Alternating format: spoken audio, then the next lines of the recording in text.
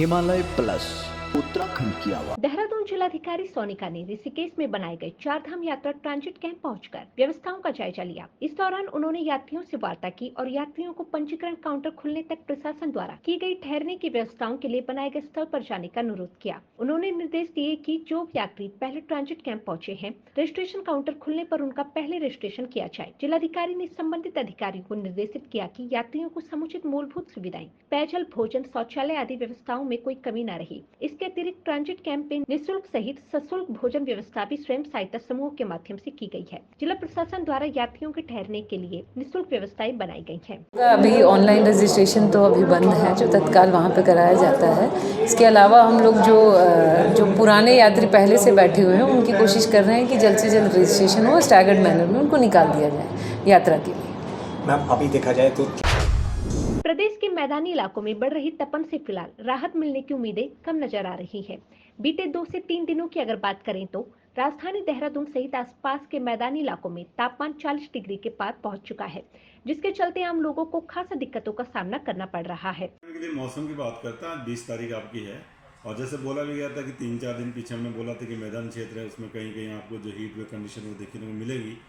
हालांकि पहाड़ों के लिए भी ये भी बोला था कि बारिश भी थोड़ी बहुत मिलेगी 18-19 में, तो वो भी एक्टिविटी रही है। अंदर के डिस्ट्रिक्ट में विशेषकर उत्तरकाशी, चमोली, पिथौरागढ़, रुद्रप्रयाग, बागेश्वर में हल्की मध्यम तक की बारिश जो है पिछले 24 आवर्स में कुछ जगहों में मिली है।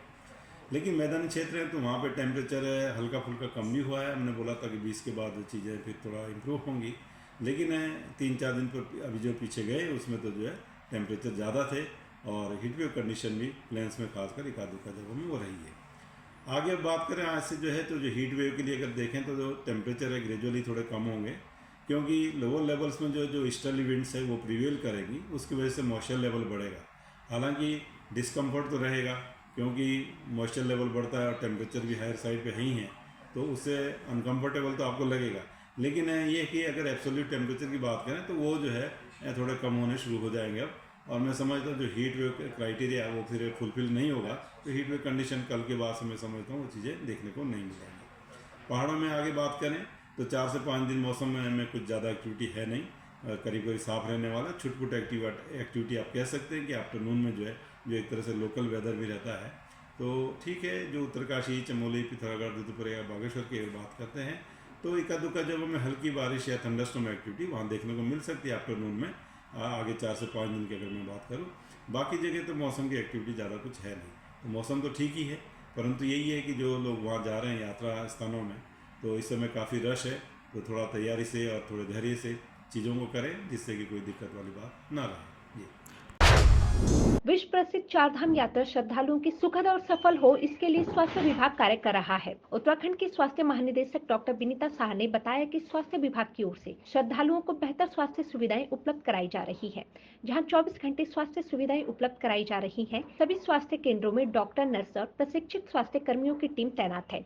यात्रा मार्ग में तमाम जगहों पर मोबाइल मेडिकल यूनिट भी तैनात की गई है। ऐसे में जरूरत पड़ने पर यात्रियों को स्वास्थ्य सहायता दी जा रही है। स्वास्थ्य विभाग हमारे चारधाम यात्रियों की स्वस्थ, सुखद और सफल यात्रा के लिए प्रतिबद्ध है। यात्रा रूट पे हमारी परमानेंट और टेम्परेरी चिकित्सा इकाएँ हैं, जिसमें हमारे ट्रेन डॉक्टर्स और स्वास्थ्यकर्मी सेवा देने के लिए प्रतिबद्ध हैं।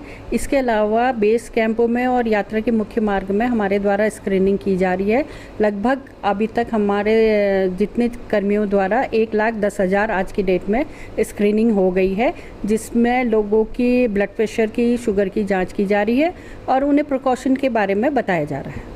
लगभग हमारा टोटल मिला के 465 मेडिकल ऑफिसर्स हमारे लगे हुए हैं और इसके अलावा हमारे 80 स्पेशलिस्ट हैं, कुछ उस ज़िले के हैं और अन्य ज़िलों से भी, कुमाऊं से हमने स्पेशलिस्ट बुलाए हैं। इसके अलावा 337 पैरामेडिकल स्टाफ तैनात हैं ड्यूटी पे। इस वर्ष चारधाम यात्रा में बीते वर्षों की तुलना में लगभग दोगुने श्रद्धालु पहुंच रहे हैं, जिसके चलते यात्रा मार्गों पर वाहनों की जाम की स्थिति बनी हुई है। ऐसे में इसके मुख्य कारण के तौर पर बड़ी गाड़ियों को माना जा रहा है, जिसको लेकर आईजी गढ़वाल करण सिंह नगनियाल ने बताया कि यात्रा मार्गों पर वॉल्वो साइज के वाहन आ रहे हैं, जो कि साइज में अत्यधिक बड़े होते हैं। ऐसे वाहनों को पहाड़ी मोड़ों पर मुड़ने में समय लगता है, जिसके चलते जाम की स्थिति बन रही है। आगामी समय से हम इन रूटों को सीमित साइज के वाहनों को चलाने की व्यवस्था करेंगे, जिसमें इस तरह की समस्याएं उत्पन्न न हो और श्रद्धालु भी सुगम सुरक्षित यात्रा कर सकें। पूर्व में इस तरह की दिक्कतें नहीं आई, ये पहली बार है, ये पहली बार है इस तरह की दिक्कतें आई। तो आने वाले समय में ये भी एक नीति बनाया जाएगा कि बड़ी वाहनों को अलाउ नहीं किया जाए, कुछ ही इस तरह के साइज की गाड़ियों को परमिट किया जाए, छोटी गाड़ियों को प्रमोट किया जाए। छोटे वाहन स्विफ्टली जा सकते हैं, कहीं भी जा सकता है, कहीं भी मोड़ा जा सकता है, लेकिन बड़े वाहनों को कहीं भी डबल लाइन वाले सड़कों में भी मोड़ने में दिक्कतें आ रही हैं, वो बहुत स्लो जा रही है, उसके कारण भी जाम का बड़ा कारण है। आज देख रहे होंगे विकास नगर में हमारे स्टाफ रात भर रह गए, 400-500 गाड़ी यहाँ रोका जा रहा है, डामटा में पार्किंग की जा रही है, ताकि किसी भी तरह से यातायात जो रुके नहीं, बाधित ना हो और ये चलता रहे।